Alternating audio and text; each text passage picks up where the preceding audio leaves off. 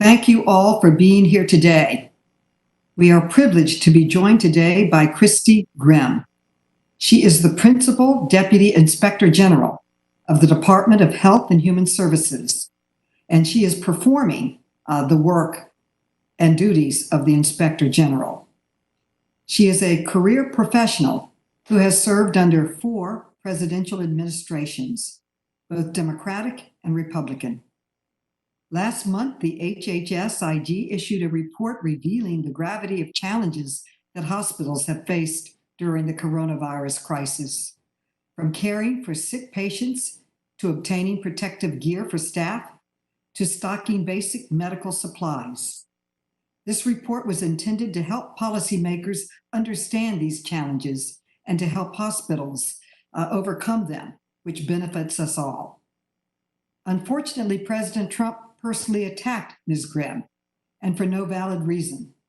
His criticisms were baseless, and it seems clear that he just wanted everyone to pretend that there were no challenges in our healthcare system. Of course, we all know that was wrong. Ms. Grimm should not have had to endure these senseless personal attacks just for doing her job. Nevertheless, we thank her for tolerating them with dignity while she continues serving the American people. The HHS-IG's office is crucial in ensuring that the $175 billion that Congress gave to HHS for emergency relief under the CARES Act is spent effectively and efficiently.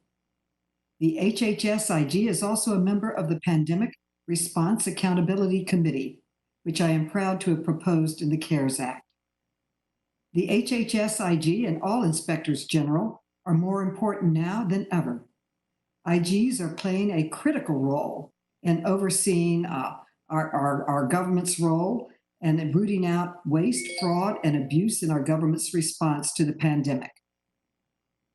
Regretfully, in recent weeks, President Trump has taken steps to remove, replace, or attack numerous officials in the IG community, including at the State Department, the Transportation Department, the Intelligence Community, and the Department of Defense, whose Principal Deputy Inspector General had also been appointed to lead the Pandemic Response Accountability Committee. As the committee with jurisdiction over the entire IG community, it is our responsibility to protect the IGs from political interference. For these reasons, on Friday, I joined with Majority Leader Hoyer, Chairman Connolly, and Chairman Lynch in introducing H.R. 6984, legislation that will both strengthen the independence of IGs and protect them from political retaliation by requiring that IGs be removed only for good cause and that documentation justifying removal be provided to Congress. The requirement that IGs only be removed for cause was also introduced in the HEROES Act that passed the House, and I hope that all members, both Republicans and Democrats, will support this important bill. I would also like to thank Chairman Connolly, the chair of the Government Operations Subcommittee, for the incredible work he has done and has been doing to protect and strengthen our inspectors general. Chairman Connolly has been leading a series of IG briefings, and he and his staff were critical to helping to put this briefing together today. With that, I would now like to recognize the distinguished ranking member, Jordan, for any remarks he may have. Thank you, Madam Chairwoman. The Madam Chairwoman, in your opening comments, you mentioned the entire IG community, but that seems a little strange because we have been pushing for weeks for you to bring in Inspector General Horowitz to talk about some of the recent reports, scathing reports he had on the FISA operation, and you have yet to schedule a hearing or even one of these so-called briefings that we've now grown accustomed to in the last several weeks. So there is a real frustration level with Republicans, Madam Chairwoman, about these briefings we're doing. This so-called briefing should be in an in-person hearing to provide real transparency in the work of Congress. We must lead by example. States are opening up. Congress should get back to work just like states are. In a briefing setting, the Democrats make up the rules as they go.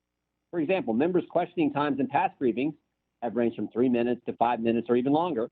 On May 21st, 2020, just 10 minutes prior to the start of the Select Committee briefing, Democrat staff circulated via email written statements of the briefers. Republicans were not told this was an expectation, and we have no idea how long the majority had to review these statements and prepare detailed questions prior to the briefing.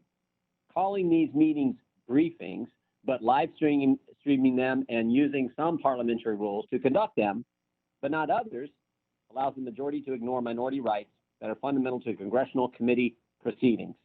We should be meeting in person, holding hearings pursuant to the House rules that have always guided us. But if Speaker Pelosi refuses to return to work, and at the very least, we should follow the rules that the majority passed in the House just a week ago to actually hold hearings. At least those make an attempt to uphold the rights of all members on the committee. Now, focusing on today's hearing or briefing or whatever you'd like to call it, any allegation that Christy Grimm was fired or removed for issuing a report is simply incorrect. She is still the acting inspector general for the department, pending the confirmation of the new Jason Wida. Mr. Wida was nominated to be the permanent inspector general on May 1st, 2020. HHS has had multiple acting inspector generals since June of 2019. In April, HHS OIG released a report concluding that hospitals were suffering from a PPE shortage. This conclusion was based on a, quote, survey of hospitals conducted from March 23rd through 27th. Essentially, the OIG telephoned hospitals and asked a small number of questions that pointedly did not include any effort to discern whether the policies implemented by the administration were in fact working at the time. I'm deeply concerned with the flawed methodology that HHS OIG used to create this biased report. House Democrats continue to express outrage with the president's removal of some inspector generals, but these concerns, I believe, are disingenuous at best. Democrats had no such concerns with oversight when former President Obama failed to appoint a State Department IG for the entirety of Secretary of State Hillary Clinton's tenure. That's right, for 1,989 days, Secretary Clinton ran the State Department without any internal watchdog at all. I'm hopeful that the majority will stop playing these partisan games and instead bring us back to D.C. to conduct meaningful oversight, to hold China accountable for this pandemic, and to start having real hearings in person like we are supposed to in the United States Congress. And with that, I yield back. Thank you, Ranking Member Jordan. Now we recognize Chairman Connolly. Mr. Connolly, you are now unmuted. Thank you so much. And thank you, Chairwoman Maloney, for hosting this briefing/hearing. I would like to make one point, Madam Chairwoman. As you will recall, we did have Inspector General Horowitz before this committee about a month ago. It was before my subcommittee. You participated, Chairwoman Maloney, and I believe so did the ranking member, Mr. Jordan. So it's not true that our committee has somehow avoided having Mr. Horowitz. We had him just last month. We'd be happy to have him again. I want to thank our witness, Christy Grimm, Principal Deputy Inspector General for the Department of Health and Human Services, for briefing the committee on the important work her office is doing to highlight critical gaps in the federal government's response to the coronavirus pandemic. Inspectors General are more critical to our nation than ever as they oversee the distribution of the largest stimulus package in our nation's history, $3 trillion and counting, and to ensure that our government is taking the right steps to save lives. A recent report issued by HHS Office of Inspector General details the severe shortages of testing supplies and medical gear experienced by hospitals and alluded to the disorganized nature of the federal response at the top to the coronavirus. IGs root out waste, fraud, and abuse, and they speak truth to power. They call out mismanagement and inefficiencies, no matter who doesn't like it. They are essential to restoring trust in democracy and preserving accountability in every administration. That's why we must stop this administration's attacks on the IG community and highlight their work. IGs do more than save taxpayer dollars, although they return $22 for every $1 we invest in them. They help restore confidence in our leaders and our agencies, and they ensure transparency, and accountability for every dollar it's appropriate. In this pandemic, the IG at HHS will play a critical role in conducting oversight of the government's response to the coronavirus. Stimulus legislation passed by Congress provided $175 billion in emergency funding relief for HHS to distribute to medical providers. Anti-fraud and auditing work from Ms. Grimm's office will help identify any waste and any fraud with respect to the distribution of these funds. Anti-fraud and auditing work from her office helps identify any problems we may incur. And with $175 billion and probably more to come, there's going to be some. Ms. Grimm's announced that her office plans to review numerous aspects of the response to and preparation for the coronavirus pandemic, including testing, health and safety preparedness, and operations of the National Strategic Stockpile.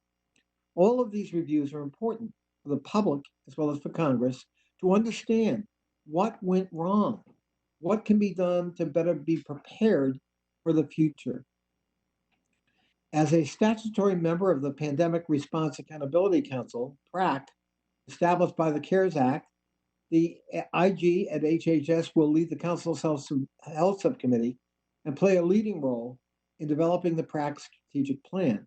Congress must do all it can to ensure that the IGs are able to conduct their work free from political retaliation at the presidential level or any other level, and for reporting on waste, fraud, and abuse.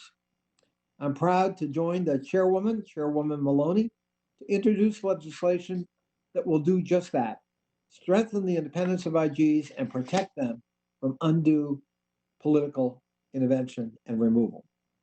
I'm glad this legislation includes a higher threshold for termination of an IG and requires the administration to provide to Congress documented evidence supporting any decision to remove any IG. I'm also proud to sponsor bipartisan legislation to hold IGs more accountable through increased transparency on the committee charged with investigating wrongdoing within the IG community, known as SIGI. We protect IGs because they're sources of accountability and credibility. With those protections, we also must ensure they're purer than driven snow. Ensuring the independence of inspectors general and their ability to work free from political retaliation is the best way to safeguard the trillions of taxpayer dollars that will be spent in response to this crisis and the recovery we know will follow. With that, I yield back. Thank you, Madam Chairwoman. Thank you, Mr. Connolly. I will now recognize our briefer for her opening remarks. Ms. Grimm, you are now recognized. Good morning, Chairwoman Maloney, Ranking Member Jordan, Chairman Connolly, and other distinguished members of the committee. My name is Christy Grimm, and I am the Principal Deputy Inspector General at the Department of Health and Human Services. I am a career civil servant with over 21 years of experience in ensuring the efficiency, effectiveness, and accountability in HHS programs and operations. On behalf of the over 1,600 professionals of the HHS OIG, I appreciate the opportunity to brief you about our oversight of the department's COVID-19 programs and funding. The global COVID pandemic creates unprecedented challenges for HHS and for the delivery of healthcare and human services to the American people. Nearly 100,000 people have died, many more are seriously ill, and the effects are being felt in every corner of our country. HHS is the lead agency responsible for the public health and medical services response. It is a monumental responsibility with life and death consequences. HHS is performing a vital role that covers areas such as vaccine development, testing, and guidance for staying safe, but also deploying medical volunteers to the front lines of healthcare, working with state, local, and tribal governments to plan for and respond to surges, and directing billions in federal funds to bolster care and services for those most in need. In conducting oversight of this pandemic, we are drawing on our long history of overseeing the department's emergency preparedness and response activities, including responses to hurricanes, other natural disasters, and prior infectious disease outbreaks like H1N1 flu and the Ebola virus. OIG uses expert staff and sophisticated technologies to carry out this work. In addition to performing our oversight, we share our analytics and technical assistance with HHS officials to strengthen program integrity and management practices. We coordinate our work with key partners, including the Pandemic Response Accountability Committee, federal, state, local, and tribal entities, and the Government Accountability Office. Later today, we will be posting to our website our strategy for oversight of HHS's COVID response and recovery. Our strategy has 4 goals. 1, protect people. 2, protect funds. 3, protect infrastructure. And 4, promote effectiveness now and into the future. To date, we have 14 COVID-related reviews posted to our public work plan with dozens of additional topics in development. It is our hope that this work will help inform decision makers, including the Department and Congress, as they respond to COVID and prepare for the future. Our first goal is protecting people. HHS programs touch the lives of all Americans, and our strategy therefore starts with protecting people. Our efforts here are wide-ranging and include health and safety reviews, combating fraud schemes, and issuing information and guidance to the public. In early April, we released our first report about the impact of the pandemic on healthcare, results of telephone interviews with hospitals from across the country for the period of March 23rd through March 27th. We were prompted to conduct this survey because we had prior experience with a study of hospital preparedness following the Ebola outbreak. We used the same random sample of 400 hospitals to collect information about challenges in responding to COVID, mitigation strategies hospitals were using to address challenges, and how the government could best support hospitals responding to COVID. The report provided quick and reliable data from the ground to HHS, its operating divisions responsible for oversight and support of hospitals, and to Congress. It also shared practical strategies hospitals reported to us that other hospitals could use in their own responses, including tips about managing patient flow and bed capacity and helping hospital staff access childcare. This was the first of many ongoing and planned audits and evaluations focused on protecting people during the pandemic, including reviews of the Strategic National Stockpile and COVID laboratory testing. Additional focus areas will include nursing homes, childcare facilities, and unaccompanied alien children. We know from experience that fraud schemes proliferate during emergencies as greedy perpetrators exploit fear and confusion to steal. It is despicable, and it is happening during this pandemic. Scammers are targeting scared Medicare beneficiaries with schemes designed to steal their Medicare numbers. Scammers offer fake treatments and non-existent vaccines to vulnerable seniors and others. Most recently, they are offering bogus contact tracing. Scammers entice people to click on a malicious link to find out whether they have been exposed to COVID. OIG is working aggressively with our law enforcement partners and bringing these wrongdoers to justice. Our second goal is to protect HHS funds. OIG oversight of departmental expenditures has never been more important. As of mid-May, HHS was appropriated $251 billion for COVID response and recovery. Further, Medicare and Medicaid are responding by implementing significant changes to coverage and other requirements in support of patients and the healthcare system. This includes implementing increased funding, such as the 6.2 increase in the federal match for Medicaid. Ensuring accurate payment is critical to our mission, and OIG's planned work will address contracts, grants, and other program payments.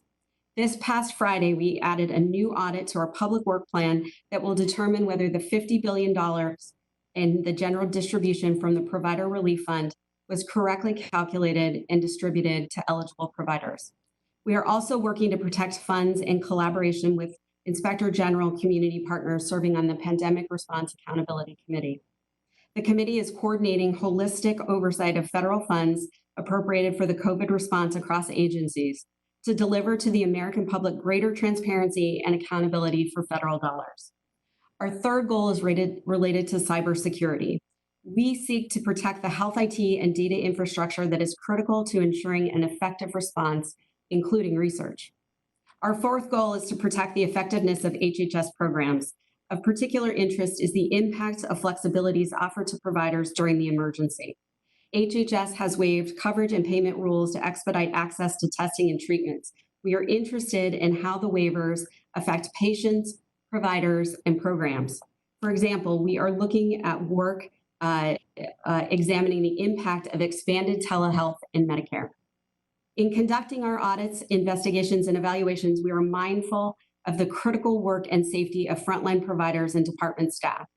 It is not surprising that in the crucible of an emergency response, people trying to save lives and livelihoods accept greater risk and sometimes make mistakes or realize unintended negative effects. Through our reviews, we seek to understand what worked well and what did not to promote the effectiveness and efficiency of department programs. We are balancing the need for robust oversight with minimizing unnecessary burden on providers and program staff caring for communities. As warranted, we are offering deadline extensions, delaying work where access to facilities is unsafe, and adjusting our methods to avoid intruding on care.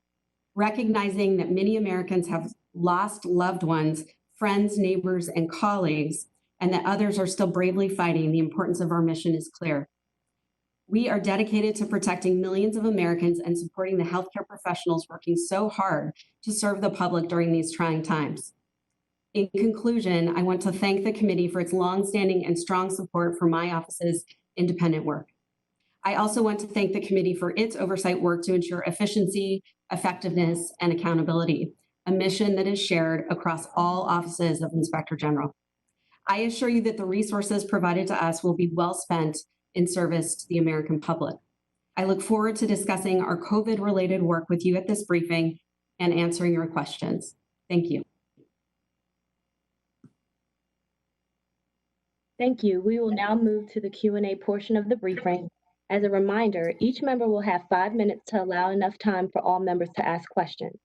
Once recognized, please wait for confirmation that you have been unmuted before asking your question. Our first question will come from Chairwoman Maloney. Ms. Maloney, you are now unmuted. Thank you. Ms. Grimm, thank you for participating today and for your extremely important work. I would like to focus my questions on the substance of that work. Your team surveyed more than 300 hospitals about their challenges in responding to the coronavirus crisis and brought to light extremely alarming findings. Being from New York City, I know firsthand the challenges our hospitals have had in responding to the crisis. Your report explained that as the pandemic was escalating, hospitals did not have enough testing or equipment because they lacked access to robust supply chains. As a result, they were forced to compete for crucial supplies like personal protective equipment and test kits. They competed against each other, against states, against the federal government, and even against foreign entities. So my question, Ms. Grimm, is, did your survey find that the federal government was doing enough to help hospitals get what they needed to prepare for this virus? Thank you for your question, Chairwoman. Our report, looking at a sample of hospitals nationwide, we went to 400 hospitals. We got a response rate of 85% with 323 hospitals responding to us, provided relevant, timely, and useful information to federal, tribal, state, and local decision makers to help target their response efforts. The goal of the work was to help to provide comprehensive information from the front lines in a time of national crisis. I would note that since the report has been released, the department has taken numerous actions to address the issues that we highlighted in our report. We did find shortages of protective equipment, mask gowns, and reported expected shortages of ventilators. And as I said, the department has taken steps to address a lot of the issues raised in our report. Thank you. In fact, hospitals reported that, quote, government intervention and coordination could help reconcile this problem at the national level to provide equitable distribution of supplies throughout the country, end quote. What specifically did hospitals want the federal government to do to help them access these supplies? We did, one of the questions that we did ask hospitals is what additional help they needed from the government. And they reported that they would like additional sort of resources related to solvency, that they believed increased costs and lost revenues threatened to disrupt hospital operations. And they also identified problems gaining supplies, the PPE that I had mentioned. And these shortages resulted in some downstream effects because they had to treat patients as though they were presumptive positive, which impacted bed capacity and staff and additional access to masks and gowns and other protective equipment. So let me ask you about testing, which most scientists have said we need to do extensively in order to open up safely. This Congress has added at least $26 billion in appropriations to testings. Did hospitals report that supply challenges made it more difficult for them to conduct adequate testing? You know, testing and access to tests and the time it took to get test results back was reported as a challenge. And again, that resulted in treating patients as though they were presumptive positive, which had several downstream effects on some of the issues that I mentioned related to equipment. Well, I would say, according to your report, quote, you said testing challenges hampered hospitals' efforts to reduce community spread, protect staff, and care for patients. Is that right? So I would note that the methodology for this report was interviews with hospitals, and these are the challenges that were reported to us. We did not go behind and independently verify their responses. These are their words. Well, unfortunately, hospitals in New York and elsewhere still do not have access to all of the testing, protective equipment, and medical supplies that they need. We had a briefing last week in the Select Subcommittee on the Coronavirus Crisis, and frontline healthcare workers told us that they still do not have enough testing or equipment to protect themselves or their patients. And that was nearly 2 months after your survey. So, Ms. Grimm, what do you hope HHS and other federal agencies will gain from your report? The report was a snapshot in time for March 23rd through March 27th. It is just the beginning of the work that we are doing looking at the coronavirus response. I will note that we do have 2 active jobs related to testing. The first is an examination of FDA's role in facilitating tested for COVID-19, which does examine emergency use agreements, and also an audit of ASPR's, and also an audit of CDC's test kits to state public health labs. And we're doing some other work that is examining potential additional topics in testing. Well, I say it's unfortunate our leaders did not act on the information that you provided, but we have an opportunity to do so now. Scientists are reporting that there will be another wave, another wave coming at us of the coronavirus, possibly in the fall. So we have an opportunity to work together in a bipartisan way to prepare and be ready and make sure our hospitals have the protective gear and the testing that they need. Again, I want to thank you for your participation and your government service and your dedication to ensure that our federal government is working as it should be. I thank you again, and I yield back. Thank you, Chairwoman. Ranking Member Jordan, you are now unmuted. Thank you, Madam Chair. Ms. Grimm, when did you do the survey and the report again? I'm sorry, could Ranking Member Jordan, could you say that again? I didn't hear you. Yeah, and thanks for being with us. When did you do your survey and report? When did that take place? We surveyed hospitals from March 23rd through March 27th of this year. So 2 months ago, right? We released the report on April 6th. So it was March 23rd through March 27th, and we released the report on April 6th. You did the survey 2 months ago. Have things changed in the past 2 months? I mean, think about have things changed just take the question of ventilators. Is it a different situation today than what we assumed was going to be the case in March relative to ventilators, as an example? So yes, and the department has taken many actions to address the issues that we had identified in our report. And are there, I saw a news report, as another example, I saw a news report last week that said there are now testing centers where no one's showing up to get tested. Is that accurate too? We do not have any information on that. Ms. Grimm, why did we shut down the economy? We do not have any work looking at that issue. No, I'm just asking in general. Why did the country, why did states, what was the reason that we shut down the economy 10 weeks ago? To reduce the spread of the COVID virus. Of course, but to what specifically? We wanted to flatten the curve, reduce the spread, save lives, and of course, that's critically important. We all want to protect people and save lives. But there was a specific reason given. I'm just wondering if you recall what that was. I'm sorry, Ranking Member Jordan. I don't have any information on why the country was shut down. Well, I think it's common knowledge that we were told by elected officials that we shut down the economy and engaged in all the practices we did to flatten the curve, certainly save lives, but specifically we did it to not overwhelm our healthcare system. Do you agree with that? That was the reason given? That is something that sounds right, to not overwhelm our healthcare system. Yeah, so I'm asking, did we accomplish that goal?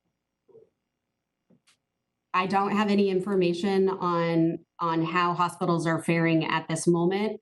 We do have some additional work looking at hospital preparedness in CMS's sort of controls of looking at the implementation of emerging infectious diseases and how CMS has provided oversight of that and how a select group of hospitals are adhering to that role. I do not have updated information at this moment if hospitals are experiencing the same issues. I'll tell you how they're doing. They had to lay off the hospitals around the country, and the healthcare system had to lay off 1.4 million workers in the month of April alone. So I'll tell you how they're doing. They're not doing very well because what we did is, in essence, and you could almost say we bankrupted some of these hospitals by the practices we took. So we certainly didn't overwhelm them. What we did is we forced them to lay off people, and in some cases, I think we bankrupted these hospitals. And yet the Democrats are having a hearing on a survey you took 2 months ago where everything has changed, and the stated goal for the entire shutdown was certainly met, I think, to the detriment of so many hospitals. And so I guess I have a simple question. You think it's time to get back to work? I would not be able to comment on whether or not it is time to go back to work. Well, it sure seems like it is. I mean, I know hospitals are itching to start their elective surgeries and elective procedures, their scans and the things that they do that generate revenue for them. It certainly seems appropriate that we get back to work and start letting them operate, particularly now that it's been 10 weeks and frankly, as I said before, 10 weeks since we had your survey. I appreciate the work you do. I appreciate being with us today. Madam Chair, I yield back.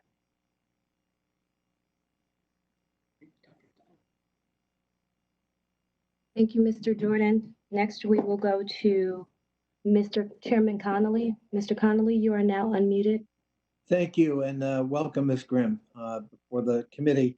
Madam Chairwoman, before I start, I just want to correct another misstatement by Mr. Jordan, who argued that Democrats were silent when there was no IG at the State Department. As a matter of fact, the two ranking Democrats, along with the two ranking Republicans of the committee at that time, on a bipartisan basis, sent a letter to President Obama dated January 24th, 2013, objecting to the vacancy and calling for him to fill it. We certainly would love that kind of bipartisanship on IGs from Mr. Jordan and his staff and his office. We have yet to get it.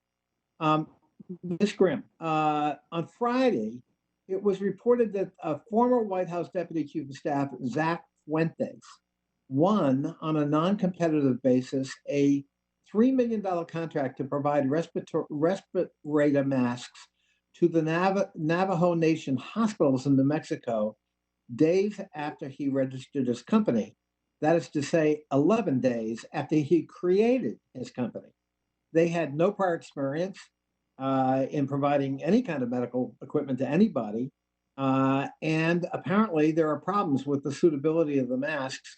in what is a devastated community, the Native American reservation community, in this particular case, the Navajo Nation. Is your office going to be looking into this no bid contract and how it came about to be awarded? Thank you for that question. Whenever we are made aware of potential improprieties, we would look into that. I cannot confirm the existence of an investigation. We do have work as part of the 14 jobs that I mentioned earlier, looking at the Assistant Secretary for Preparedness and Response operation of the Strategic National Stockpile for Yes. COVID. Yes, but we've talked about waste, fraud, and abuse. Yes. Here is a prime candidate. Don't want to prejudge, but there's something suspicious about awarding a contract to somebody who has no experience, who formed his company 11 days before the award of the contract, has provided unsuitable equipment, reportedly, to just a devastated community, the Navajo Nation. It seems to me a prime candidate for your office to look at, and if you need it, certainly and I assume the chairwoman would be glad to write you a letter asking for such an investigation. Let my group be in contact with you after this briefing to get some additional information from you, and we will take a look at that issue. Okay, great. Does CDC fall within your purview? Yes.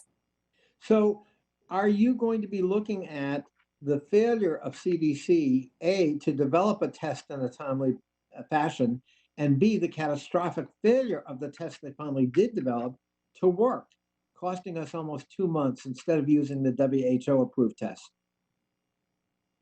So you're asking about issues related to tests and faulty tests. We don't have information on that yet. OIG currently has 2 ongoing reviews that is focusing on HHS's role in approving and producing test kits. We do have a review specific to your question to look at CDC's process of approving, producing, and distributing the COVID test kits. We also have another review looking at FDA and their emergency use authorizations. Clearly, lives were lost because of that failure. And it seems to me that's got to be a primary focus of your work, so that we don't repeat that, and that hopefully we can learn from those lessons in moving forward with rapid testing and rapid responses, because this pandemic is not over. Chairman Connolly, we would love to come up and brief you on our work looking at CDC testing. Okay. You're also going to be looking at the national stockpile and how well it worked and how we managed it and how we distributed from it, right? Yes. Will FEMA be part of that investigation? Because FEMA ended up distributing stuff from the stockpile, right? Our jurisdiction does not currently extend to Homeland Security and to FEMA, but it would examine potential coordination with FEMA, and we're considering other reviews and in contact with Homeland Security to potentially do something jointly. I think that's going to be important, Ms. Grimm, because the stockpile may fall within your purview, but the distributor was FEMA. And you've got to be able to get into FEMA to understand, well, how did you make decisions about distribution? I can remember in the first month of the pandemic, my state, Virginia, which is still a hotspot in Northern Virginia, especially where I live. I mean, the number of cases, new cases, and deaths are still going up here. And yet when we asked for PPE and other equipment, we got 7% of what we asked for. Meanwhile, as I recall, the state of Mississippi got over 100% of what it asked for. So that kind of gap really raises questions about judgment, fairness, equity, or just plain incompetence. But we need some answers about what were the formulas used and why were certain decisions made or not made, and how can we try to make sure we replace that system with something that's predictable and equitable and based on need. So I would hope that you do everything you can to incorporate at least FEMA's distribution role from that stockpile so we have a better handle on those issues. Because again, lives were at stake and lives were lost. because of bad decisions made at that time.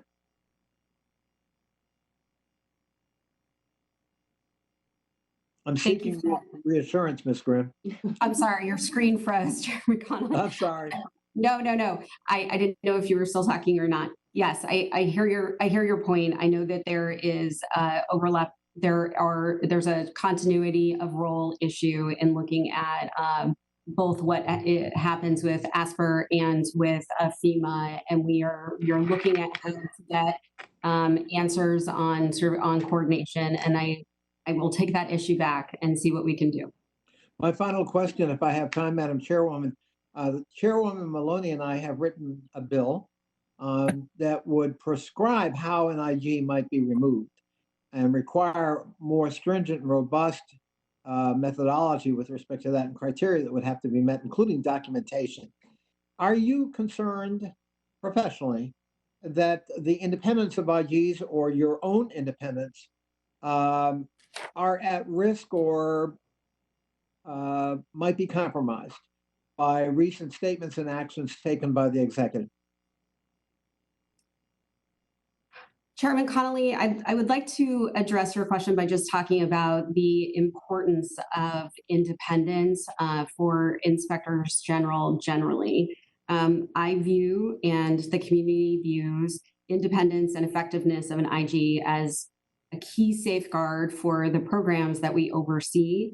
It's a cornerstone of the IG Act, and it is a foundational element of the work of any IG. It's what allows us to bring our objective judgment to bear on problems without worrying about whether those that run the programs are hearing what they want to hear or what they want to see the programs be doing. That we follow the facts wherever they lead. We are impartial in what we do, and really anything that is done that could impair independence, I think, compromises the effectiveness of oversight of programs on behalf that are there to serve the American public. In our case, the 300 programs within HHS.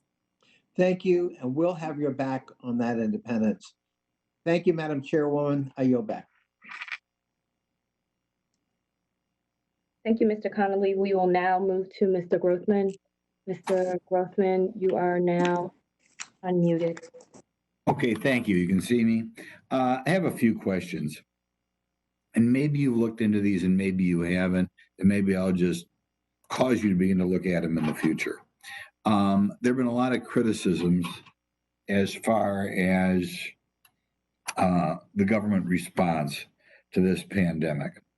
My first question is, with regard to coming up with cures or reducing the number of people who get the pandemic, have you looked into the degree to which things like vitamin D or vitamin C plus zinc and that sort of thing are being looked at by somebody out there, NIH, CDC, someone? We are not looking at the effectiveness of treatments per se. I will say on that specific point of vitamin C, we actually have seen quite a bit of fraud in that area with purported cures using vitamin C and other schemes that are really meant to entice beneficiaries to give their Medicare number in order to steal their identity. Okay, is this. I guess vitamin D has been subject to a lot of hope. Okay, there have been studies, Northwestern, I think Trinity College in Ireland, and some people, there is a criticism of the Department of Health that it's too much just looking for vaccine, and not looking at other alternatives done or suggested by doctors or academics. Do you do anything as far as auditing as to whether the Department of Health is looking into these other things? People wonder why they aren't. We do not have work looking at those issues that you have identified. Would you look at them? I mean, given all the money they've got, as has been mentioned, billions and billions of dollars. It seems kind of strange that academics are out there pushing vitamin D and they've been kind of quiet over there with their billions of dollars. Next question. There's some questions out there. People write columns. I don't know what to say about it. That the number of people dying of COVID may be in some areas high, and that apparently hospitals are reimbursed more if people die of the COVID, and reimbursed even more if they get on a ventilator. And there have been criticisms of overusing ventilators, particularly in the New York area. Is that something you looked into? I mean, does that cause the number of people who've been checked off as dying of the COVID to be increased? And is there a difference around the country in the degree to which people use ventilators quickly? We don't have any specific work looking at that particular issue. We are very aware that the pandemic poses challenges for all regions of our country, which vary from state to state, county to county, and city to city. We are monitoring through our data accompanying bills and claims with the COVID diagnosis as a way to potentially upcode and other means by which taking advantage of this pandemic. Okay, I'll give you one more question. If you look at state to state, the number of people who die versus the number of people infected, it varies wildly by state. Do you look into why that is? I mean, the percentage of people who get it, at least on the statistics we're given, compared to the percentage of people who die, kind of varies dramatically. And I wondered if you had looked into that, or would let us know if there's a reason for that. Okay, I think what you're asking is, are we looking at the accuracy of the counts of sort of positive tests and then death rates? Not solely that, not just the counts, but are people treating it differently in different states? That's relevant too, right? We could be looking at that from a data perspective. If it could be helpful, we could come up and brief you on what data we do have and hear more about your concerns and try to figure out if there's a way from a data perspective that we could be able to get you some information. Okay, thank you. I'd like to meet with you sometime. And the point I'm trying to make is that if the protocol in hospitals vary from state to state, maybe that's one of the reasons why so many more people are dying per case in some states than others. I mean, it's not like a 10 or 20% more. It's like over twice as much or 3 times as much more. So, there's something wrong with these numbers. But I'd love to meet with you. Thank you very much. You're welcome. Thank you. Next, we will go to Ms. Norton. Ms. Norton, you are now unmuted. Thank you very much. I hope you can see me and hear me.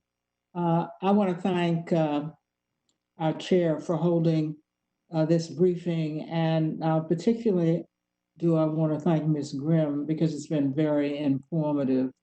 And you've already answered a number of questions that I would have.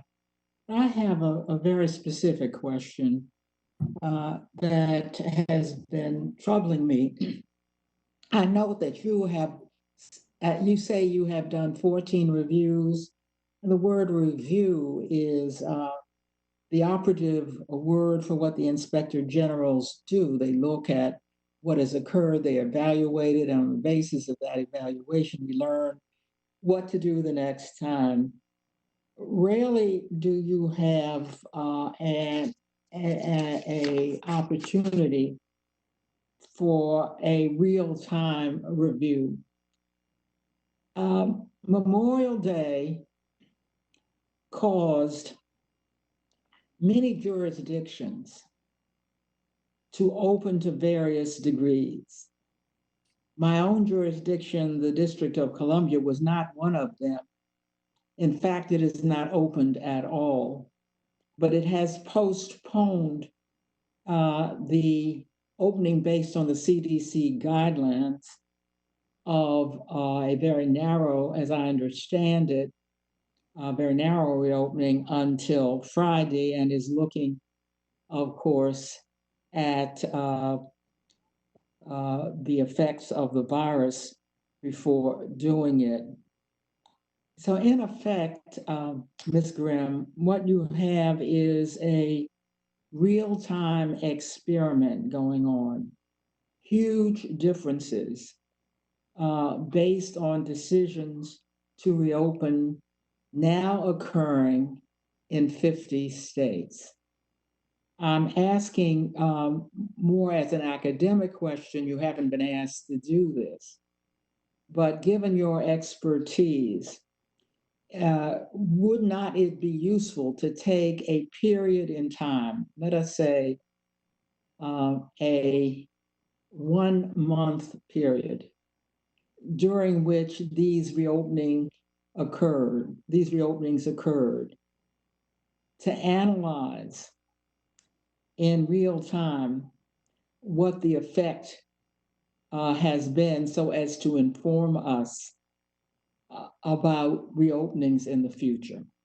I recognize you have to narrow it down to certain kind of elements, but I'm asking, now that you have this real-time experiment going on, because this is an unprecedented matter and people didn't know what to do except to abide by the CDC guidelines. And the president has already indicated that he thinks people should go ahead and reopen. But we don't have any guidance, and I'm asking you whether it would be appropriate, given that we're the Committee on Oversight, to seek some guidance, being on what amounts to a real-time experiment as jurisdictions reopen. Thank you for your question, Congresswoman Norton.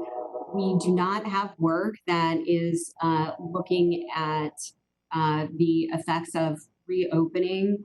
I will note that Johns Hopkins website does identify new cases and deaths every day, and that information is largely available to the public. We do not have any work in that space right now. And well, I understand you don't have any work, as I indicated. I'm wondering whether there is any way to take advantage of what amounts to a real-time experiment. It's not as though jurisdictions are opening for just any reason. They're under a lot of pressure to open.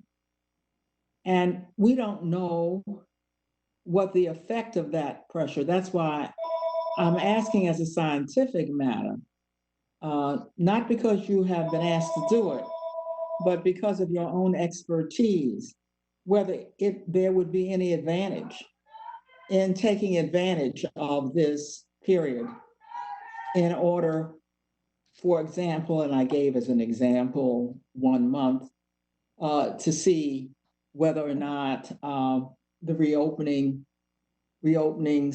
matter according to when they occur. I do think that there would be value in seeing what the effects across different states and conditions would look like. We do not have plans at this moment to do that work.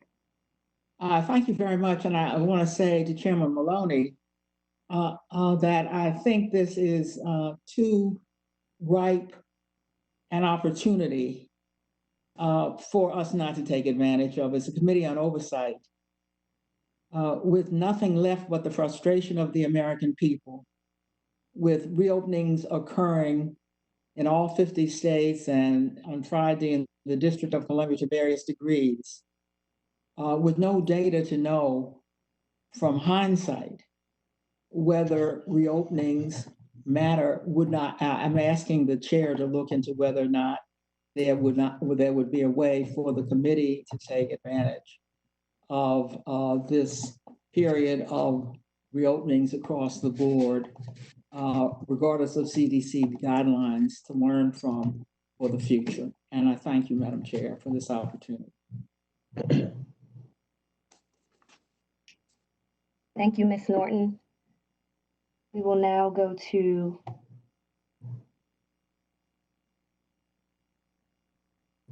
Mr. Comer. Mr. Comer, you are now unmuted. All right, well, thank you. And I have 3 questions, but before I begin, I want to echo what Jim Jordan said. I feel that this committee hearing should be held in Washington. I think it reflects very poorly on the United States House of Representatives that we are not currently in Washington right now, especially considering that the U.S. Senate is and has been for several weeks. We have to focus on reopening our economy. America cannot afford to be shut down unnecessarily much longer. And Congress should be leading. But instead, because of Speaker Pelosi and House Democrat leadership, Congress continues to stay holed up. And that's not leading by example, especially when you consider that many Americans never did stop working. We had essential workers and not just in the healthcare occupation, but also in many industries across America never stopped working. But Congress is still holed up in their homes because of the decision of Speaker Pelosi. And I think that's terrible. I think that sets a terrible precedent. And I'm getting more upset about it each day. So now I want to begin with my questions for Ms. Grimm. Ms. Grimm, in your report, you said there was a widespread shortage of PPE. According to a recent Homeland Security report, China had been limiting the export of PPE and purchasing large quantities of PPE for months while hiding the severity of the pandemic.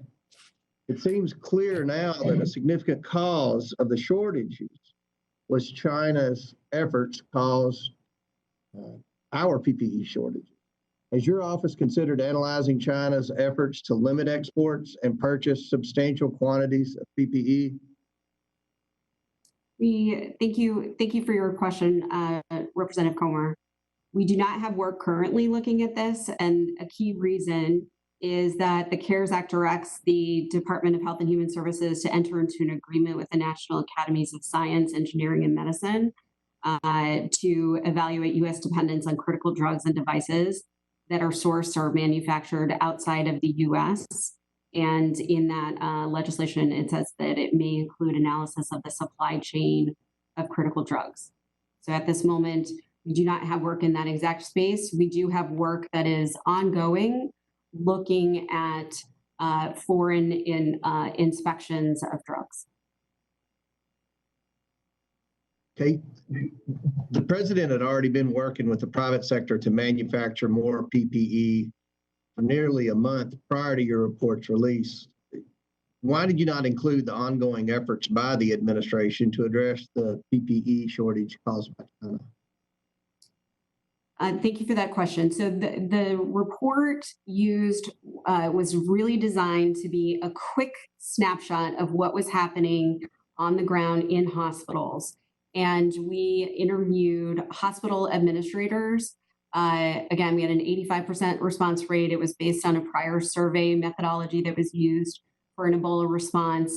And the only entity that we did interview for that report, and I will note that that report the start notice was issued on March 23rd. We had a report out on April 6th. And it is my understanding that this committee and others are looking for rapid response information with which to make decisions. So we made choices in being able to provide quick turnaround information on the perspectives of hospitals. Okay, my last question. There have been numerous public stories that the Chinese government hid the severity of the pandemic early on, and the World Health Organization enabled them to do so. Did the delay in understanding the severity of the pandemic cause a delay in the administration's ability to respond? We do not have current work looking at that. That would fall into that general idea of response and timing. Now we believe is not the time to be looking at issues like that. That falls into our effectiveness category. So Our strategy, as I articulated earlier, protect people, protect funds, protect infrastructure, and ensure effectiveness. So we'll look back at some of the decisions and how and what actions were taken as a result of information. That would be something that we would potentially consider down the road. Well, hopefully Congress will get back to Washington and get back to work so that we can start to begin taking steps to limit our dependence on China for PPE and vaccines and all sorts of essential healthcare products that are currently manufactured in China that we would like to see begin manufacturing in the United States. Madam Chair, I yield back. Thank you. Next, we will go to Mr. Raskin. Mr. Raskin, you are now unmuted.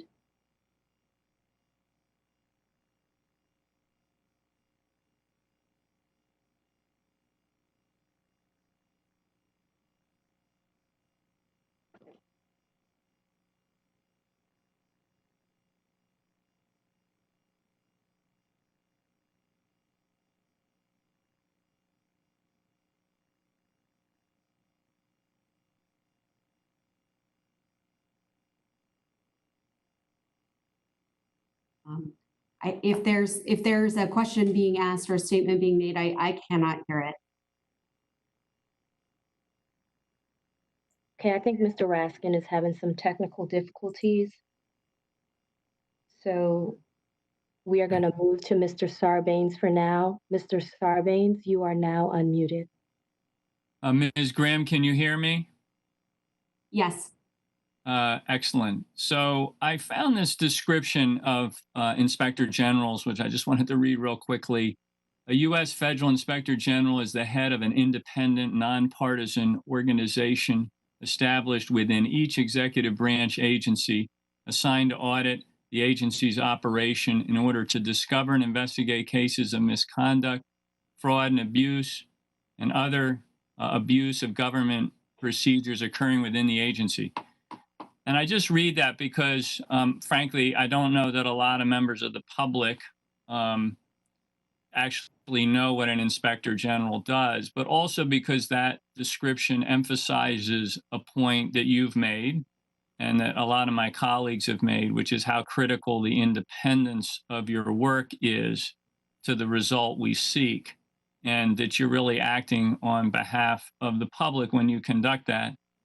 And that's why these protections that we've talked about in terms of how the inspector generals operate, how in this instance you operate, that you're able to maintain that independence, be protected against retaliation and other sort of political maneuvers. So we're going to continue as a committee to insist on your independence, and we thank you for carrying out your job with that particular mission in mind. I did want to talk a little bit about process because it's really important for us as committee members to make sure our expectations of what you can do and how quickly you can do it is in line with sort of what's possible and the reality of it. So obviously you have categories of review within HHS, whether it's the Strategic National Stockpile or it's nursing home shortages of PPE, how hospital dollars are being distributed, whether that's being done properly. Can you tell me real quick how much of the broad-based review that you undertake is tied to sort of an initial work plan that you draw up ahead of time, and how much is it in response to issues that come up, specific issues that get raised, and that I guess could happen through press accounts of things that are going on, whistleblower complaints that may get filed, issues that members of Congress bring up. Can you tell us kind of how you allocate your time and focus between those two baskets of response? Thank you for your question, Representative Sarbanes. I think you're very well informed in the various ways that information might come to us. All of the above is the way that I would answer that question in terms of the way accounts or possible issues might come to us. We are we hem closely to the requirements for the funding that we get. About 80% of our work is to look at Medicare and Medicaid, and the other 20% is to look at some of the issues that are sort of basically outside of the Centers for Medicare and Medicaid Services. We, of course, if we're made aware of an issue, for instance, abuse and neglect in a nursing home that we see in a newspaper, we would follow up on that appropriately. We consider input, of course, from Congress, congressional requests from the department as a result of the reports that we do and issues that we find and following up on them. So there are a variety of ways that we come to an idea. We have an incredibly rigorous work planning process.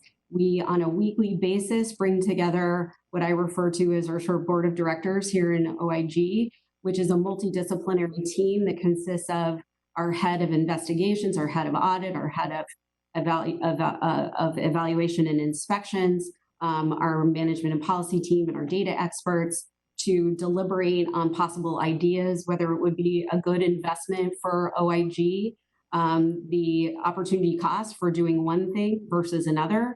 As you know, we have, south of $400 million in order to oversee now with the CARES Act, close to $2.5 trillion. So we do have to make choices for the kind of work that we do. You raised another issue. Let me ask you a question. So let's just take the example of some hot topic.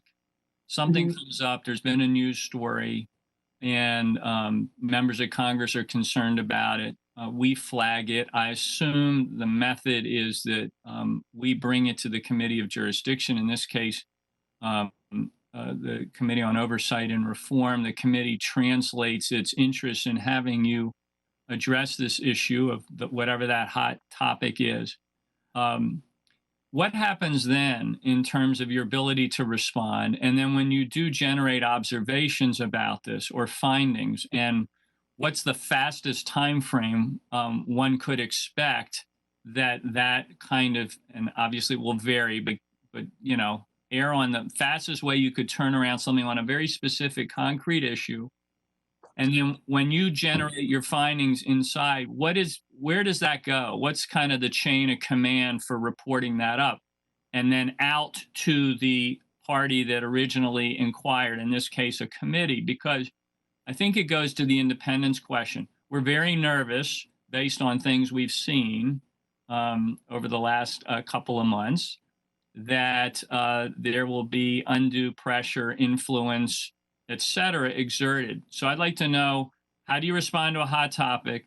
How do you generate your observations? Where does that go, as it were, internally within your agency before it can then come to us? And what's the fastest time frame we could expect? And with that, I'll yield back once you answer that question.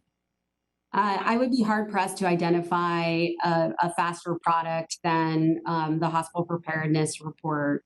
That was one of our sort of faster products. Other examples of fast turnaround products include fraud alerts, early alerts. If we're finding immediate jeopardy during the course of our review, like looking at nursing homes, we would alert the public. Actually, we always alert the department before we release a report to the public. We have data briefs on things like opioid use.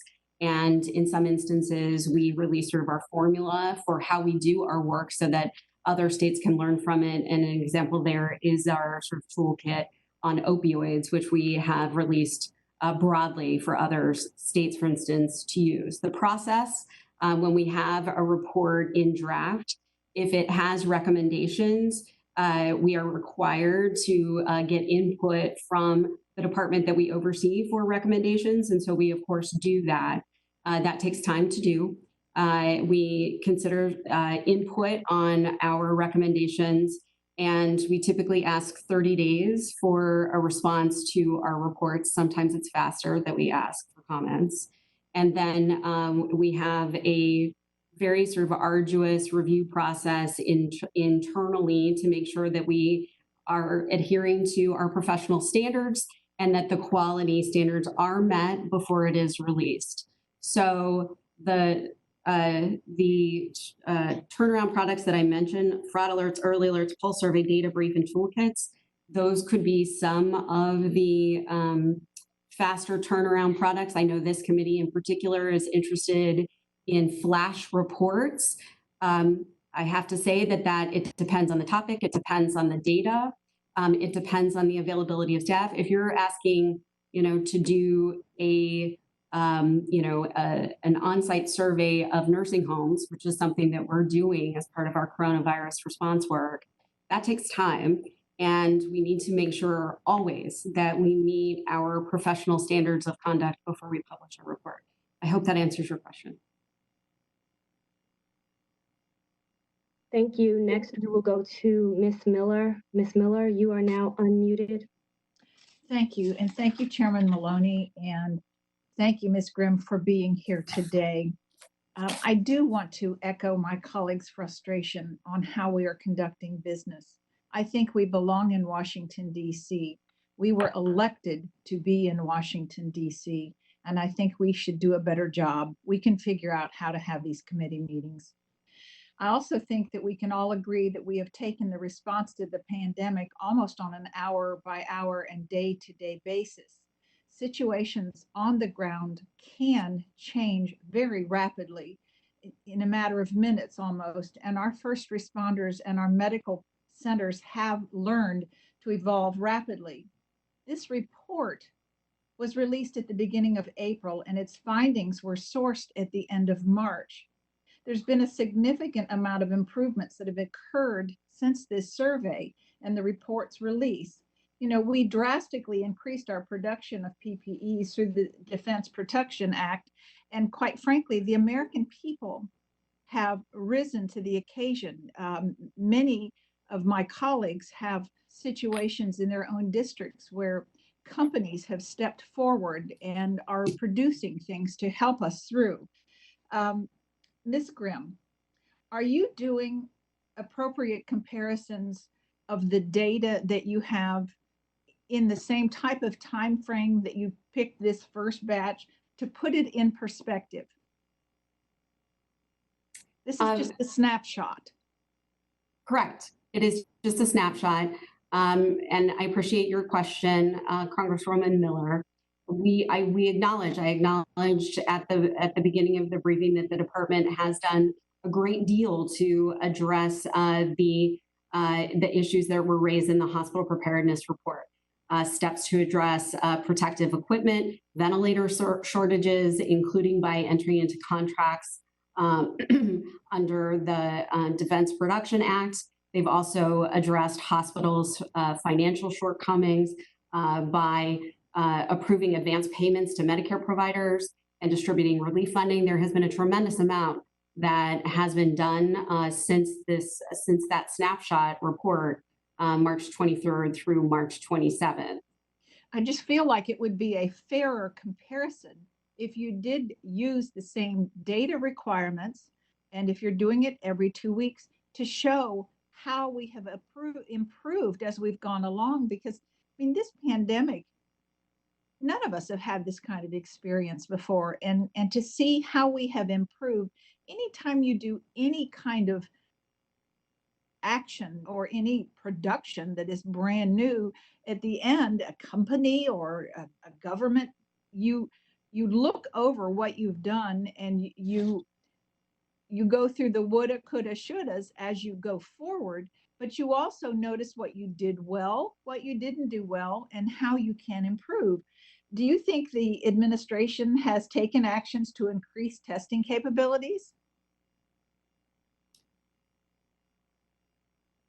We don't have work looking at tests. We don't have work looking at increases in testing capabilities, the supply chain of testing. So it would be challenging for me to speak to that authoritatively. What I will say in response to your question, my briefing today, I am desiring to talk about our 14 ongoing COVID reviews. We have work looking at how funding is, what oversight is happening with funding. We do have work looking at testing. at CDC's process of approving, producing, and distributing COVID test kits, the review of FDA's emergency use authorization. We have work looking at nursing homes, life and safety issues in nursing homes, how they have responded in terms of the safety protocols that they put in place, work looking at the stockpile. And we do have follow-up work looking at CMS. It's not follow-up work, but work on hospital preparedness, looking at CMS's internal controls over hospital preparedness. The report that we did on March 23rd through the 27th that was published on April 6th was the right report to do at the time, given where we were at. We do not have that exact methodology happening looking at hospitals as follow-up. We have other work that we have moved on to do, but I acknowledge the department has taken steps to address a lot of the issues that were raised in our report. And I think that's fair.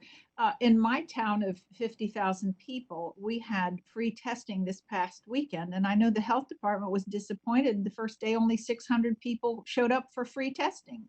So, we're all learning as we go on. And, I appreciate what you're doing. And I think we just need to be fair and continue to get better at what we're doing. I yield back my time. Thank you. Thank you, Ms. Miller. Next, we will go to Mr. Raskin. Mr. Raskin, are unmuted. Thank you very much. Ms. Grimm, thank you for your report and your presentation. It's May 26th, and we have now lost nearly 100,000 Americans in this pandemic crisis. More Americans than we lost in the Vietnam War, the Iraq War, and the Afghan War combined. We have 38 million Americans thrown out of work, unemployed right now as a result of this crisis. 1.5 million of our people have contracted the disease at some point, and the numbers might be as much as double that because so many people have not been tested who actually ended up getting it. I can only regard with amazement some of the self-righteousness of some of our colleagues. When Obama was president, we had a pandemic crisis with the Ebola crisis, and we lost 2 Americans. 2 Americans. So this crisis now under President Trump is 50,000 times worse than what we saw under the Ebola crisis. Now, in your report, Ms. Grimm, you canvassed hospitals, and I just want to go over the major findings to make sure I understand them. First, the hospitals reported severe shortages of testing supplies and extended waiting periods for test results. Is that right?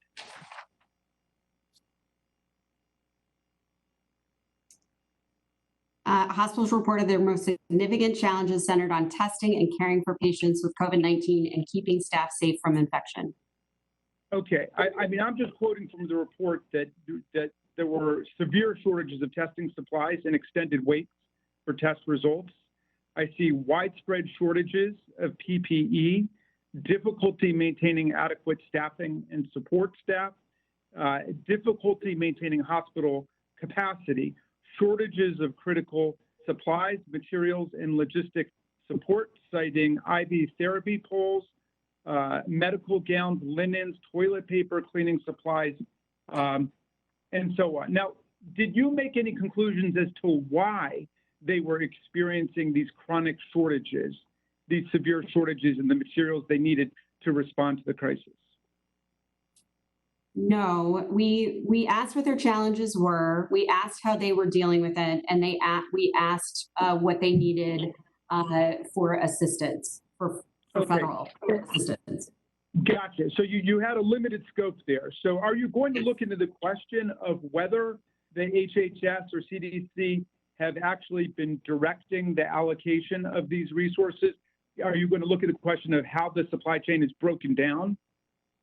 We don't have work at this moment looking at supply chain issues. While we do have work that is going to be looking at an audit of the Assistant Secretary for Preparedness and Response operation of the Strategic National Stockpile. So we are Okay. looking at that aspect. Okay, so in your survey, the hospitals, in addition to obviously they're wanting the government to meet these severe chronic shortages across the board of the materials they need, you also found that the hospitals, and I'm quoting here, wanted government to provide evidence-based guidance, to provide reliable predictive models to help them prepare for the crisis, and to and to provide a single place to find the information they need, like a centralized repository of information. That little fact jumped off the page for me. In other words, there's no single place where the hospitals can even go to find out about any of these issues, about either what the best public health science advice is, what the guidance from the government is, or how to break through the complexities of the supply chain? We did report that that's what hospitals were telling us. And if there's, generally one outstanding recommendation related to emerging infectious disease, it does touch on the need for coordinated guidance. Yeah. Well, look, I'm assuming, because there was nothing in the report about, but I will ask you whether any of the hospitals were complaining about the Chinese government interfering with their ability to obtain the supplies that they wanted. It seems like some of our colleagues want to try to now point the finger at China, which is fascinating to me because I count at least 37 different statements by President Trump in January, February, March, and April praising the Chinese government and defending the performance of General Xi here. So there's a lot to fault with China's performance in this matter, especially their suppression of the truth early on and the doctor who was trying to blow the whistle. But President Trump seemed to be defending them and praising their conduct from the beginning. But I'm just wondering, did any of these hospitals actually complain about the Chinese government's inability to provide them with the materials and the equipment that they need? Not that I am aware of. Okay. Well, I just want to say that the hospitals in my district, like Holy Cross Hospital in Silver Spring, which I spoke with, have been complaining precisely of all of the things that the hospitals you spoke with are complaining about: the severe shortages of testing supply, the erratic and inadequate supply chain, the difficulty maintaining adequate staffing, and so on. Is there any reason to think that any of these hospitals were lying to you? No, I do not believe the hospitals were being misleading and providing us with this information.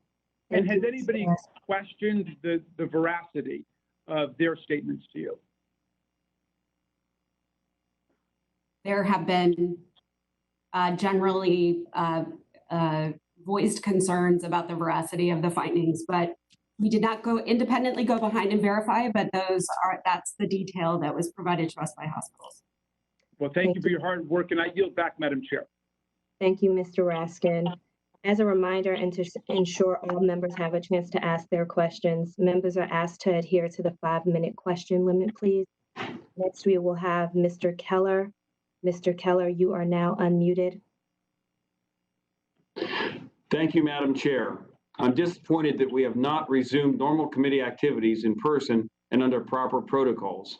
Congress has proven it can do business in person with proper social distancing and hygienic measures. Several House committees have held in-person hearings during this pandemic, and COVID-19 should not be an excuse as an abdication of our responsibilities and removing minority party rights, but that is just what the majority has done. These briefings have become nothing more than a way to skip normal order, cut Republican members out of the process, and further politicize a pandemic that we should be all working together to stop. I would just say that while I appreciate Ms. Grimm being with us virtually, she has not been sworn in to give her testimony. I hope to have committee business done in person, following committee rules with sworn-in witnesses going forward. The one question I would ask is, when I hear people talking about, it was earlier, I think it was Chairman Connolly was saying about the percentage or the amount of material that was asked for, and then what the percentage of it they received, like they asked for so much and they only got 80%, and some asked for so much and got 110%. What did they actually need? And I think that's what we should be focused on, not what somebody asks for, but do they actually get, like Governor Cuomo asked for a lot of things, but turned out he didn't need them. So are we planning on, when we look at how things are allocated, did everybody get what they needed to take care of the people they have? And did some people just request more than what was required? Is there any plans to actually look at how the needs were met without putting other areas in jeopardy by not having supplies available? Thank you for your question, Representative Kaufman. It is a good question to think about what existed at the ground level and what was needed and what was actually done with that supply. And we are looking. It's not something that would be able to be done very quickly, but we are looking at something that could be a comprehensive view later on down the road of tip to tail what happened from the federal down to the local level, which could include an examination of supplies and use of supplies. Yeah, because if you look at what happened, and we did everything we should have, but things were requested, and I'll say in New York, and were deployed to New York, but they didn't need them all. And then the governor there said, well, they just sent them elsewhere. I don't think we need that middleman to send them elsewhere. Deploy what needs to be deployed to the areas they need to go, and manage that supply chain. That's supply chain management. And I think, being what Representative Jordan said, did we meet the original goal of what we did with our shutdown, making sure that our healthcare system could provide what it needed to provide? We actually met that goal, didn't we? Being able to, the healthcare system in America did not collapse under this because we met the goal, correct? Like it did in other nations. I cannot comment on that. We do not have work on that. I will say between March 23rd and March 27th, we, in talking to hospitals, identified extreme shortages, which was reported in the report. Right. But everybody that needed a ventilator got a ventilator. Everybody that needed care got care at our hospitals. On the topic of ventilators, we did not, for that time period, identify any hospital who told us that they were experiencing shortages in rendering ventilator care, but we're expecting to have shortages down the road.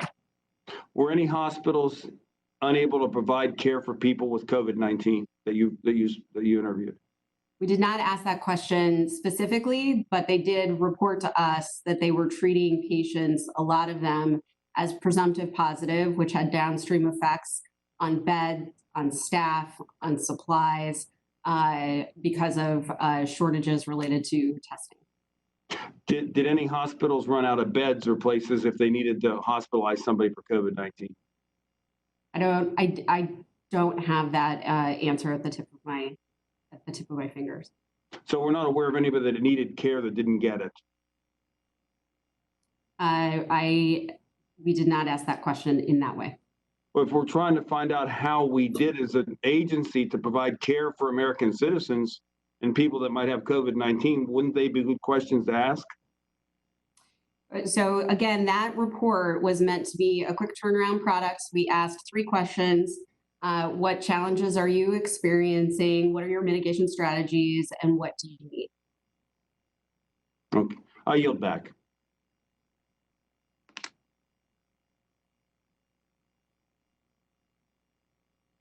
Thank you, Mr. Keller. Next, we will go to Ms. Spear. Thank you. You can hear me? Yes. Can you see me? No. You can't see me. Okay, let me see if I can get that. Is that working now? No, I still can't see you. Okay, now I can. Now you can? All right. Let me just start off by saying this. Madam Chair, I applaud you for holding this briefing hearing. I think that it is as good as any briefing or hearing we would have in the Capitol itself.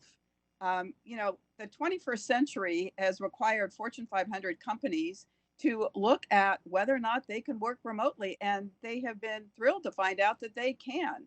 So I would like to associate myself with all those who feel that by working remotely, we still are doing our jobs. In fact, maybe doing our jobs even more directly with our communities. I know my staff and I have been working to get PPE for our hospitals, sourcing them from all over the place, and also getting the PPP loans for our small businesses. So thank you for doing this. This is as good as it gets. Let me move on to ask Inspector General Grimm a question. On March 23rd to 27th, you did this snapshot survey. You then reported it on April 3rd, and shortly thereafter, the President of the United States was asked about it, and he said it was phony, that it was fake, wasn't true. And then on May 1st, he decided to appoint a new Inspector General. I am concerned about the independence moving forward of Inspector Generals if they feel they cannot provide any bad news without fearing that they're going to lose their jobs. Can you comment on that?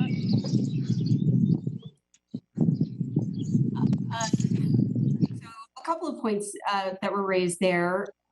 We have been preparing for an Inspector General since the last presidentially appointed Senate confirmed Inspector General retired in June of 2019.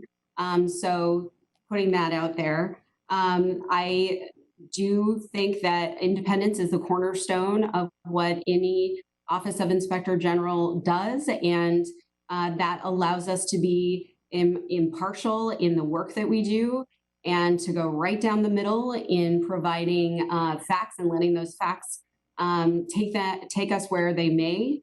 And it is a critically important element of any Office of Inspector General. All right, so you don't think there's a chilling effect if you say something or do something that is offensive to the president, that you will be removed from office? You know, I personally and professionally cannot let the idea of providing unpopular information drive decision-making in the work that we do. And I think today, I hope members are hearing that the 14 jobs that we have planned to protect people, to protect funds, to protect infrastructure, and to ensure effectiveness, we are operating as we did on May 1st. Okay. All right. We are plowing ahead. Let me move forward with an issue area. We've had 118,000 residents and staff at nursing homes that have been infected, and 19,600 who have died. That's almost 20% of those who have died from the coronavirus. I understand you have new planned work items regarding nursing homes. I'm interested in knowing whether or not you are going to look at the difference between for-profit nursing homes and nonprofit nursing homes, because it appears that the for-profit nursing homes were less prepared for the pandemic than the not-for-profit ones. It's a very interesting question. We do have several jobs that are related to nursing homes, and the idea of ownership and whether it's for-profit or not for-profit is frequently a consideration in our work, as is rural and non-rural.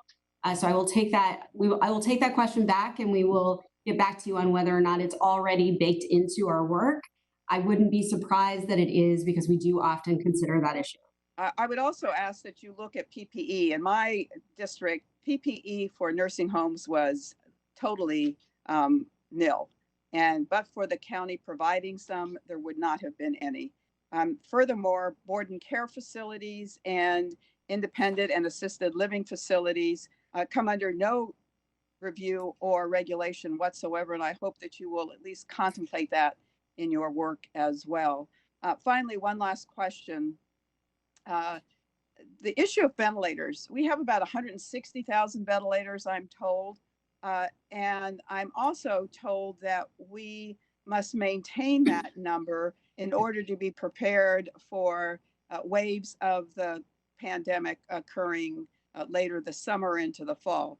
The president has just announced to the Congress that he is going to convey as a gift to the Russian people and to Vladimir Putin $5 million worth of ventilators.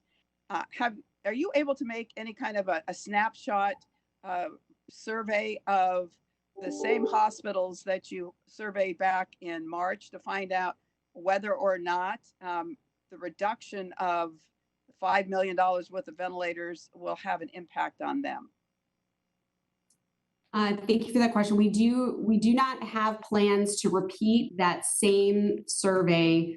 We're exploring that same methodology in talking to laboratories and for ventilators. Again, I think the closest piece of work that we have is the audit looking at the strategic national stockpile, but that's the work that we have ongoing. I would also point you to, you mentioned independent living facilities. As part of our health and safety audits, we are considering we're doing work that is looking at adult day centers and individual supported living facilities. We are looking at life and safety issues and whether or not they're controlling for emerging infectious diseases. We recognize that that is an incredibly vulnerable population, and that is a top priority for us. Great, thank you very much. I yield back, Madam Chair. Thank you. Next, we will go to Ms. Plaskett. Ms. Plaskett, you are now unmuted.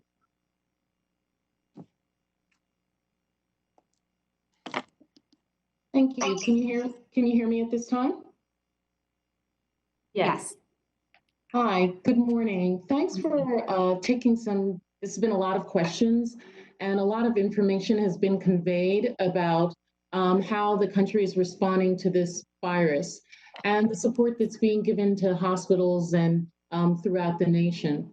I'm concerned about those hospitals that are very rural. And while we have seen an immediate request for PPEs and ventilators in those areas that are more metropolitan, are you all keeping aside those things that you believe will be necessary if there is an increase or if the numbers increase in areas that we have not seen already in the United States? Well, OHG does recognize that the pandemic poses challenges for all regions, but it does vary from state to state, county to county, and city to city, and issues related to urban and rural. We are looking at how some of the expanded capabilities that CMS is allowing, including telehealth, have sort of impacted patient care. In particular for rural areas, looking at audio-only telecare. And we're, as I said earlier, mindful of urban and rural issues in a lot of the work that we plan and that we do. So I'm, of course, going to bring it home to the Virgin Islands, where we're concerned, of course, if we should have a surge in cases or there be a second wave. Our Department of Health and our governor have done a good job in making sure that there's been sufficient social distancing, taking care of our elders. So we've not seen a large number of cases. However, with the reopening and people traveling, potentially our hotels reopening, many of us have a concern that we might get another wave and much larger. And with a hospital that is enormously very small and has been compromised because of the 2017 storms, of course, that concern becomes real. I mean, we don't have sufficient hospital beds in normal circumstances right now. Are you all, or have you seen accountability taken into that for areas like the Virgin Islands? To be able to receive, there are portions of the funding that's being provided to build out hospital beds to the Army Corps of Engineers and others. The notion of us having to pay a cost share of that makes it much more untenable. There's a concern that should we have to do that, we're not going to be able to make that cost. Have you all looked at that? And have you done any studies to determine if cost share waivers should be given for those kinds of necessities?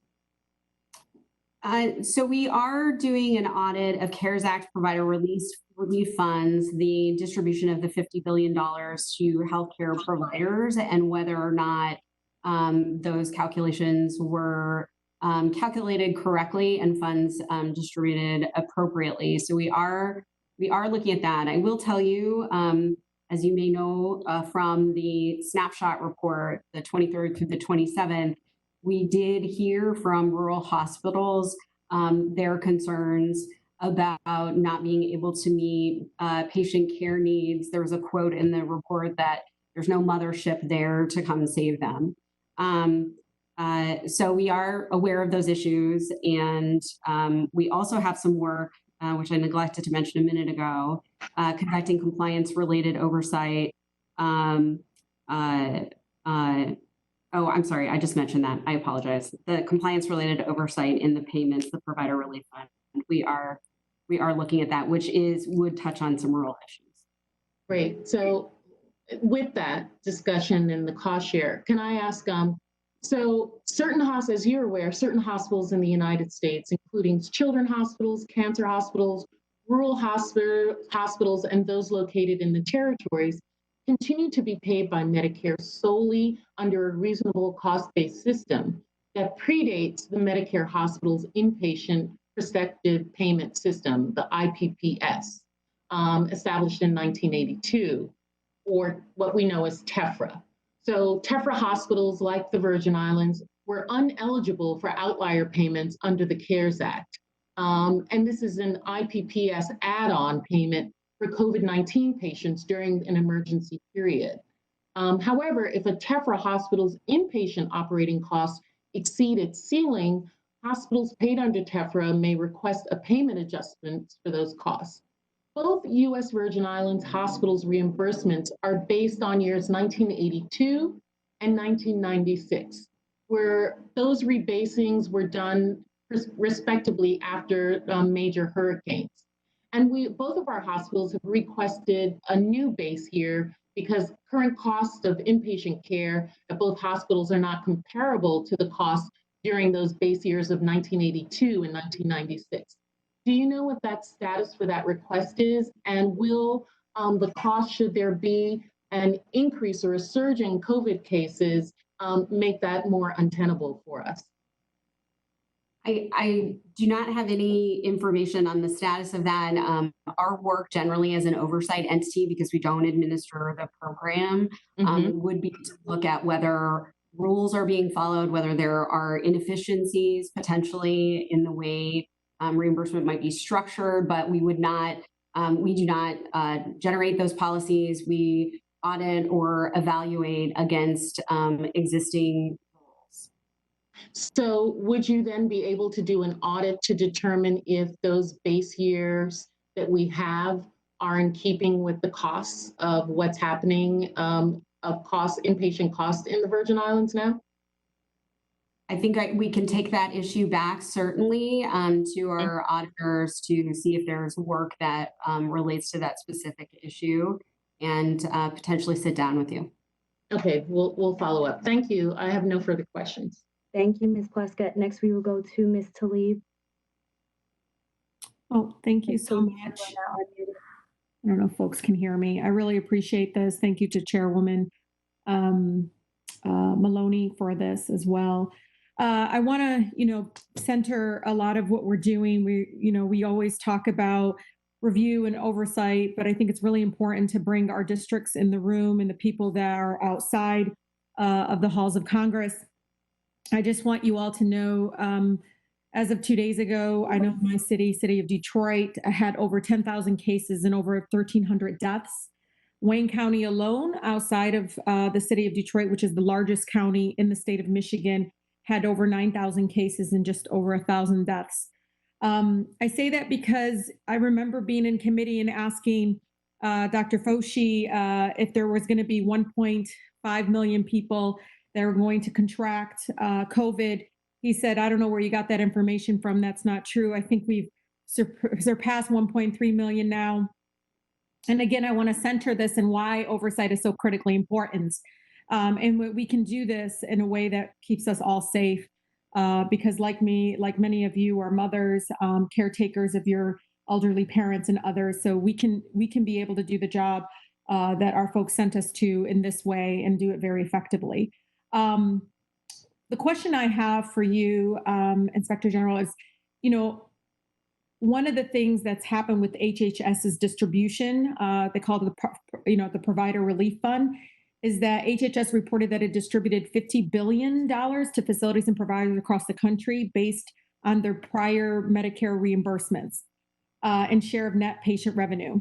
When we took a deeper dive in my district on this particular issue, HHS had distributed about $30 billion in the first batch of Public Health and Social Services Emergency Fund. However, my district, Michigan's 13th congressional district, which is the third poorest congressional district in the country, received least amount of funds of any Michigan congressional district. My district received 27 million compared to up to 138 million in other Michigan districts, which are much more wealthier, have some of the largest, hospital like headquartered and so forth. And again, looking at my district and seeing again, having I think the youngest person to die from COVID is a 5-year-old girl in my district. I just really would love for you to explain, Ms. Grimm, to me, does the hardest hit district in Michigan and one of the hardest hit in the country can receive the least amount of funds of any congressional district in the state? And I have a follow-up question, if I may. Thank you for your question, Representative Tlaib. And I know your state has been particularly hard hit by the COVID epidemic, and we are very, very mindful of locations and providers that have been hardest hit by the epidemic. And we have done our level best to make sure that we are meeting providers and communities where they're at. For the audit that we are doing of the Provider Relief Fund, we are looking at whether rules were followed in the calculations and whether they were distributed according to those rules. We are not second guessing how those formulas were arrived at as part of the work that we are doing. Shouldn't the HHS ID evaluate the substance of the method that was used that favored some of the larger, wealthier hospitals? My staff had sent me and showed me some of the most wealthiest for-profit, corporate kind of really centered-led hospitals got 50 billion compared to some of the smaller hospitals that I have in my district, that are, some of the hardest hits. Are we going to be looking at the method of which, from wealthy hospitals, while the smaller hospitals with, less reserves to fall back on or continue to struggle? We don't have work on that right now. I think that could be an issue that would fall under potentially our effectiveness category. And why don't I have our team come up and talk to you about some of the issues and just hear what some of our authorities and jurisdictions are. No, I would really appreciate that. And I just want folks to know too, I hear people saying some of the hospitals are struggling now. The ranking member talked about that.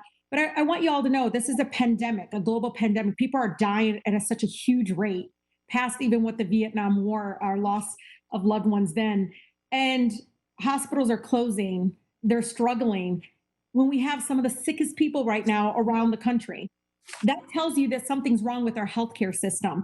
Not to blame whether or not we were doing the best job we could with uncertain times and the fact that we didn't know enough about, and we still don't know enough about COVID. But to say that it was because the economy shut down because we did it, no, it's because we were not prepared for this pandemic, nor did we even have a healthcare system that, and Inspector General, this is not towards you, this is just towards my colleagues with these theories that I just really want to push back against. My God, the sickest people, we've had so many deaths, and healthcare providers and hospitals are struggling. That tells you that we have a broken healthcare system. We should be looking at that specifically versus waiting and trying to blame at folks, where I don't think any of us wanted to see this many people die or to see any of our hospitals or anybody struggle right now. So thank you so much again to the chairwoman for holding this hearing. Thank you, Ms. Tlaib. Next, we will go to Ms. Porter. Ms. Porter, you are now unmuted. Thank you so much, Ms. Grimm, for taking the time to be with the committee today. On May 13th, I sent you a letter raising serious concerns about apparent instances of political leadership at BARDA, specifically about Dr. Kadlec allowing large pharmaceutical companies' lobbyists' opinions to carry more weight than those of our nation's leading scientists. I got your response back on Friday that you are not able to discuss any potential whistleblower complaints, and I understand that, and I respect the HHS IG process. That being said, I don't believe that some of the questions can wait or that they necessarily hinge on Dr. Bright's whistleblower complaint alone. So I want to focus on just one of these questions today, which I think still gets at the heart of the concern that I raised.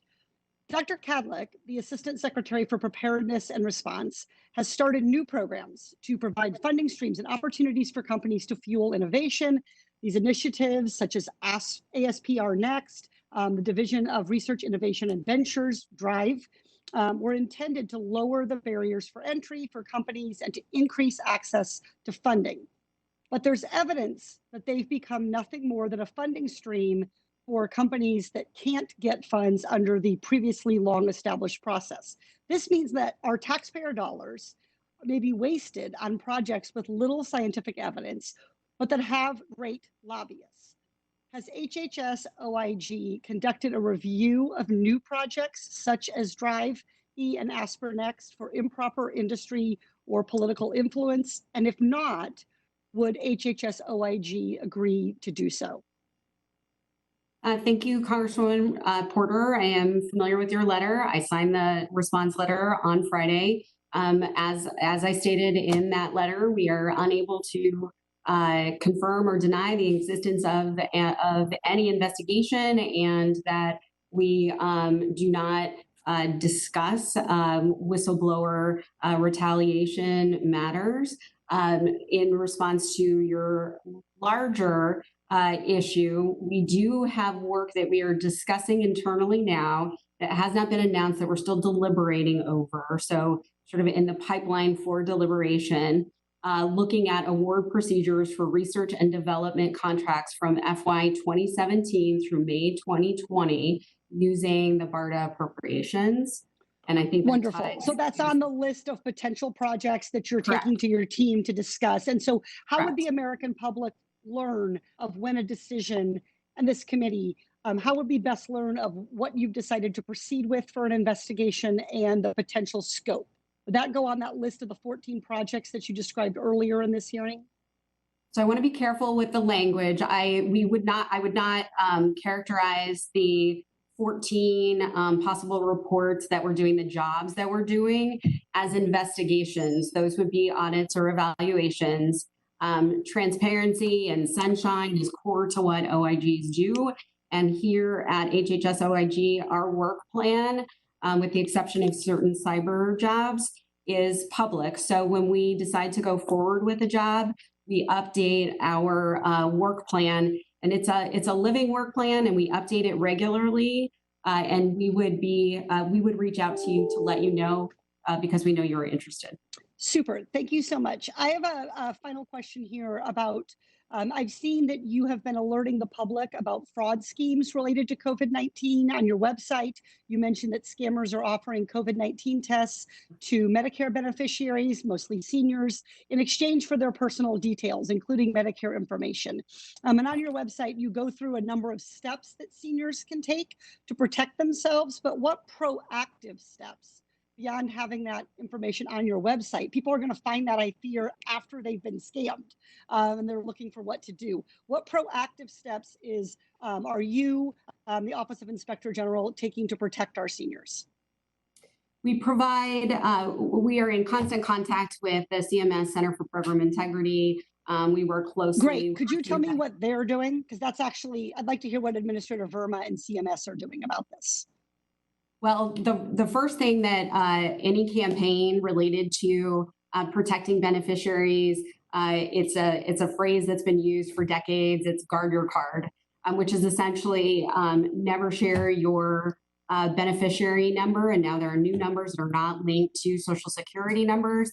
Do not share that with anyone that isn't your doctor or providing care to you. So some of the phishing schemes where folks are reaching out, offering test kits, sanitizing kits in return, just simply for your beneficiary number. Don't do that. Never do that. That is meant to do sort of ill, to steal your medical identity. And in some instances, we've also sort of seen it associated with some kickback schemes, but guard your card, guard your number. Okay, thank you. I hope you'll consider doing an investigation or job, excuse me. Thank you for teaching me. I hope you'll consider doing a job about how COVID-related Medicare fraud has perhaps increased during this period and what additional steps we could ask CMS to be taking. Thank you so much, and I yield back. If I could say one thing just to that, whenever we become aware of a fraud scheme, whether it's a testing scheme, a purported cure scheme, an identity theft scheme, we are working very closely with the Department of Justice and our law enforcement partners. And when we can, we put out fraud alerts, and we will continue to do that. Thank you so much. Next, thank you. I will now turn it over to the chair for closing remarks. Chairwoman Maloney, you are now unmuted. Well, first of all, I want to thank all of my colleagues and thank you again to Mrs. Grimm for being here today. As we close, I'd like to reflect on why this briefing is so important. The coronavirus pandemic is a generational crisis, and we are all in this together. If we face a second wave in the fall, as the director of the CDC and other public health experts have warned, we need to make sure that we are ready. And we need to replenish the national stockpile. We need to make sure hospitals are prepared for another surge if it happens. And as we find our way through this crisis, we will continue to depend on the HHS, IG, and all IGs to make sure our government's response is effective, efficient, and accountable. Thank you, everyone.